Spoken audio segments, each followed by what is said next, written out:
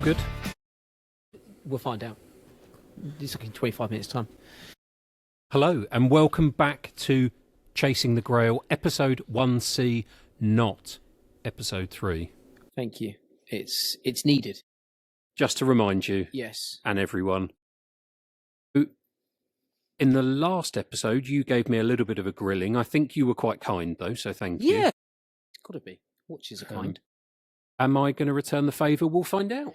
We'll find out. Listen, I can roll with the punches. Let's go. So, similar questions. We've got some that we prepared, but then we've also got some questions that you guys kindly sent in. Yeah. And don't worry, we'll make sure people get kudos and thanks in abundance for sending those in. But let's jump in. Right? Yes. So, Tristan, how did you get into watches? Really simply, I entered the world of car sales about 20, and I was 21. It was a really affluent area. I was doing a lovely brand, BMW, very loyal. And I had nothing to talk about. I think I was young. I didn't have much to talk about. These were quite affluent customers. And I think I realized early on that they really wanted the product, Right. the car. So for me, it was a nice icebreaker to kind of go, I haven't got much to talk about. I've not experienced much in life. So I got into watches, and it was just a really nice kind of just way to break the ice. Right. And then I think it just kind of led down the route of, it just became natural. Then I've got an addictive personality. 1 became 2, 2 became 3, and just... Yeah, pretty much. The simple answer was it was an icebreaker. It was a really nice way to have a conversation. It's been the way since then, in that I find it really easy to have a conversation with someone about a watch. You break the ice, and it's lovely, and you can really connect with people. So that was it. Didn't have it much to talk about. As a 21-year-old, got a nice Maurice Lacroix masterpiece, and it was a really good way to break the ice. Simple as that. Okay. But interestingly, you said to me a comment that I think it's worth probably talking about, in that you said you don't at the moment particularly have a watch collection.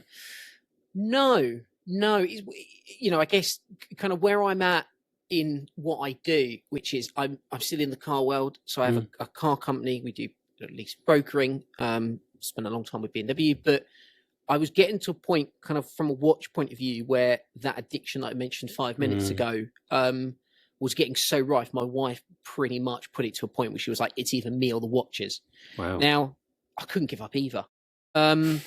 So I think for me, it was, how do I basically get around this? And my lovely cousin, Jay, we had a kind of conversation. I was like, I think she's serious this time. Like, I think I need a solution here. Yep. This was about kind of COVID period, and it was, in all honesty, we were like, let's just make a company as a bit of like a joke, put 5,000 in the bank and just see how it goes. And after like a month, 2 months, we were like, oh, but people like us. This is a bit serious. We were doing our day job. I was posting at lunchtime. Jay was photoing in the evenings and working for B&B at the time. And then I think after like 4 months, someone came along and just went, there's X amount of money for 20% of your business. And we were like, wow, this, it was a good amount of money, enough money to make you go, okay, this makes you sit up. Yeah. Well, it was enough to really take a step back and go, oh, maybe we've got something here. Maybe we should lean into this. And then it just naturally kind of snowballed into, the problem was fixed by, we could buy watches in the business. We could enjoy them, wear them, get the dopamine fix. Yep. And then when we were done with them, we would then sell them. And I think we started at a point in the market where Mainspring watches, that it was doing really well. It didn't matter what you had. The market was going up. Yep. We had the right ethos, and it was very much by natural. So I think, over the years, I've been really fortunate that to save the marriage, personal bank balance hasn't had to take a beating. And I can, and still to this day, 4 years in now with Mainspring, and, we're really fortunate. We do, I'd still say to this day, it's a hobby business. I still, we buy and everything, we own everything that we sell. I still enjoy being offered something. I'm really we buy from the wearer, we sell to the wearer, but I still get giddy and go, I get my fixed without my wife divorcing me, and I get to put it on my wrist. But it sounds, I hate saying it, but my 2026 thing, I don't know what they call it. They call it like a, I don't know, New Year's resolution. That's the one. Yeah. Is actually to own a watch and to have it as like something that's kind of mine and wear it more often. So I'm in a weird. I left collecting to do it as a hobby business. It's still a hobby business, but I'm now trying to separate the two more, because it's getting to the point where I kind of need to separate them. So yeah, I'm back in a personal collection journey. Okay. Again, so that's kind of a real kind of snapshot as to. No, it's interesting, where I'm at. and we'll come to your aspirations, if that's the word, in a second. Yeah. Anything that you've had and you've sold and you've thought, damn, I shouldn't have got rid of that? Not really. Okay. Maybe like one, which was a Breitling Navi timer. I think it was back in that early days, 2015, 2016. I got into it in 2014 watches. I really wanted this watch. And I think when you're younger, I was maybe like 23, 24 at the time. There's bills, you got different priorities, and really fortunate. I had a little one young and, stuff like that. So you got kind of weird priorities and you kind of struggle the justification of a luxury item, especially we're talking, £4,000 or £5,000. And it was one that my missus went out and bought somewhat behind my back. So that would probably be the one. And I did sell it, and for right reasons, if that makes sense. For family-based reasons, it moved on. And there's been a couple of times I've danced with kind of getting it back, but I think that still me as a hobby, especially what I do now, is very connected to, the kind of that Navi timer. That story is kind of connected to Navi timer. So no, I wouldn't say necessarily a regret. Yeah, I just enjoyed the next piece and the chase. So no, I wouldn't say regret, but if I kind of had to really pick one, it would be the Navi timer. Okay. So looking forward, then you mentioned 2026 and what that might bring. Yes. If you had to pick 1, 2, 3, whatever pieces that you would like to look at bringing into a collection, what would they be? So I actually did one today, which I'm really excited about. It's a watch that I've had once or twice in the past, and it's got a connection with someone that when I was young really kind of almost took me under their wing, if that makes sense. It was a watch that he wore quite often, almost every single day. So it was a watch that I connect with him. So I've just made that. It was a Tag Heuer 2000 professional, the chronograph, the white dial with the blue subdials, just a great piece. And I was shocked at how well they held their value, should I say, based on what I paid for it. Right. So I've got that today, waiting for that to arrive. That's quite exciting. But I'm in a really fortunate place, I think, as a collector. Such a fortunate place, and I definitely pinch myself. I can go out and buy some incredible watches that takes years, I think, to build up and to kind of mentally go, I can do that piece. So my next one is I really want to get a Patek Philippe 5424G, which is the Calatrava Pilots, white gold, blue dial. That's the one I'm kind of going. When I get offered a really nice piece, and I'm quite fussy about my whole polish and how much metal's on a watch. I don't like a watch being overly polished. So one of them I've done today. Excited. Yeah. The next one, I'm just waiting for the right opportunity. So would it be appropriate to say it's a Grail?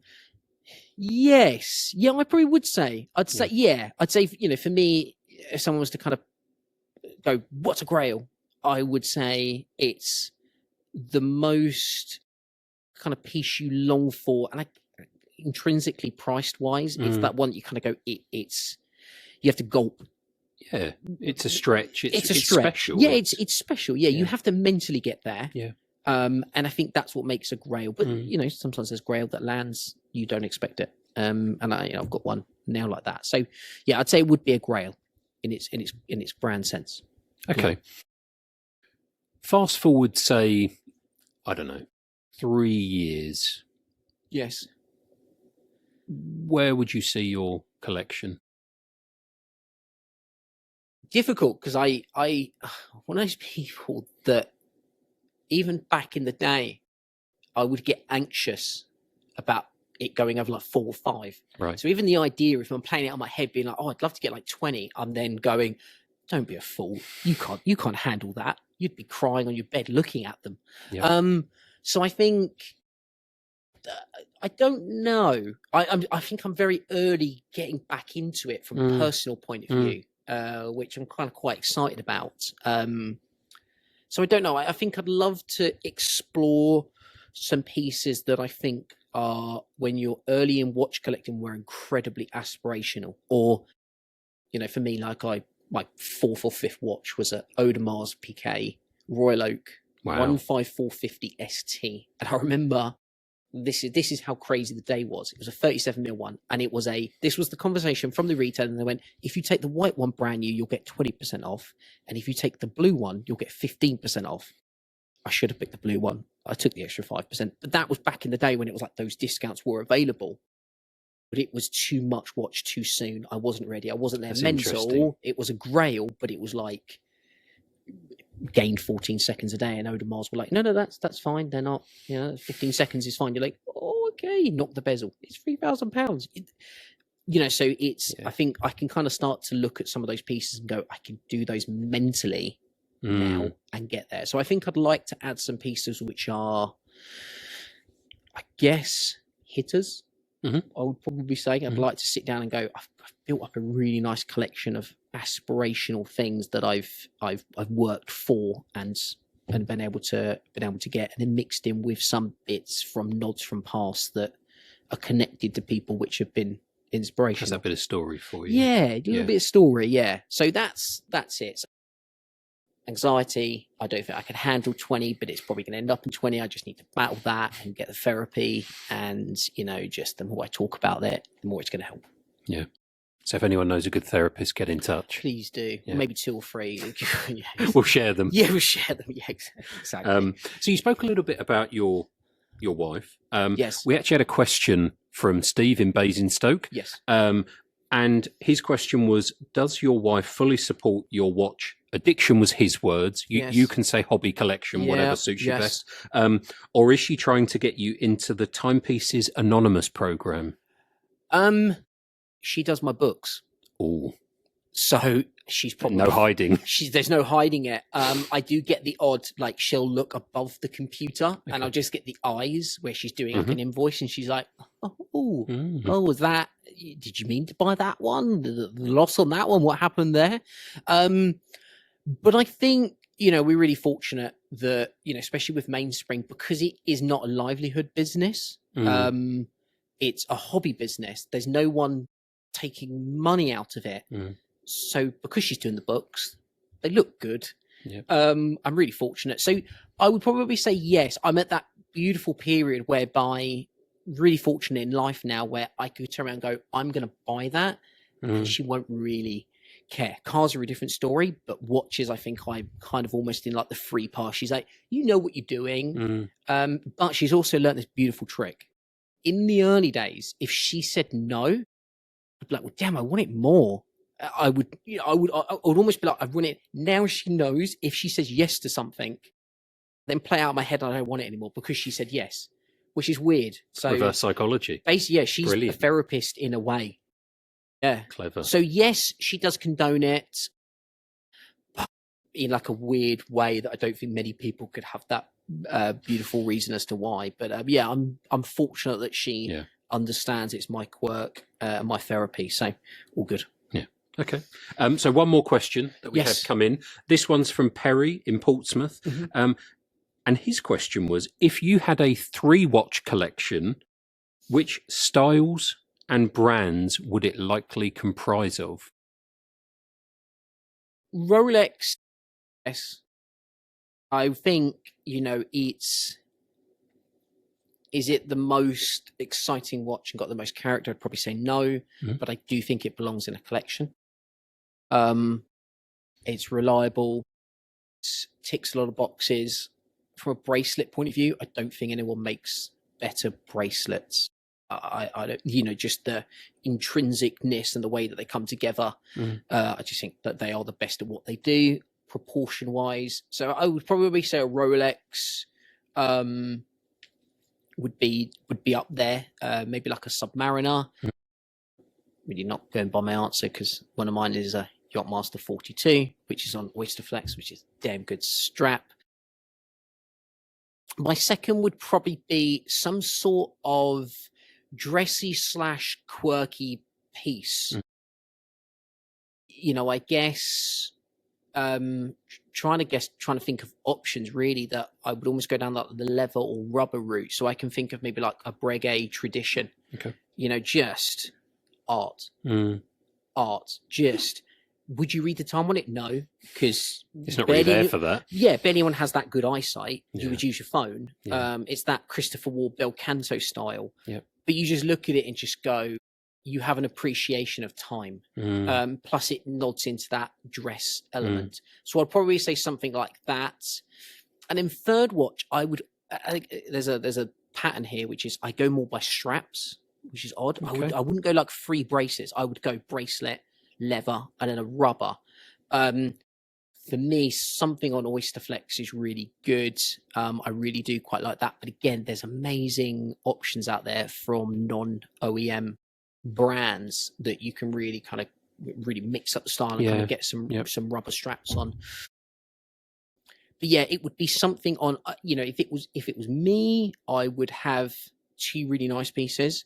And I would go for something like a G-Shock, something that you could just put on and just doesn't matter, And I think there's a nice refreshing element in your collection when you've got something that you can knock and not cry and wince, and you feel that cold come over you. Yeah, with a G-Shock, you look at it and go, "Damn, you can take a beating." It's that it can take it, and from a value proposition. Perfection. And when they're £100, it could be an absolute minefield with how have I ended up with 15 of these things. But so it would be Rolex bracelet, Submariner, and then I would go down something the unique niche arts dress route, and then I would go for like a really good G-Shock would be my 3. Something that can take a kicking and keep on ticking. Yeah. That's terrible, isn't it? No, it's good. Hey, listen, you tried. If it worked. You took a shot, but it was good actually. No, I like that. It was good. That one. You can have that. So that's the end of the grilling. You'll be hopefully pleased to know. Thank you. So thank you to everyone that submitted questions for part 1, B, and C. Yes, they've been very welcomed, and they're better than ours. Let's be honest. They had substance. They did. Yeah, ChatGPT. I don't know if it was used, but damn, they were good if it wasn't. Good depth. Yeah, good depth. Any closing remarks you want to add? No, just feedback. I'd love feedback. We don't really fully know where this is going. What we're doing. No, we don't. And if we've come across really well in these first 3, it's because we had a double espresso. Yeah.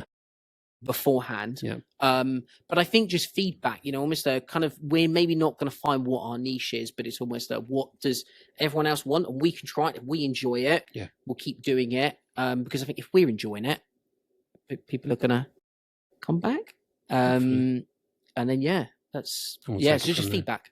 Thank you guys. And we look forward to speaking to you again soon. Thank you.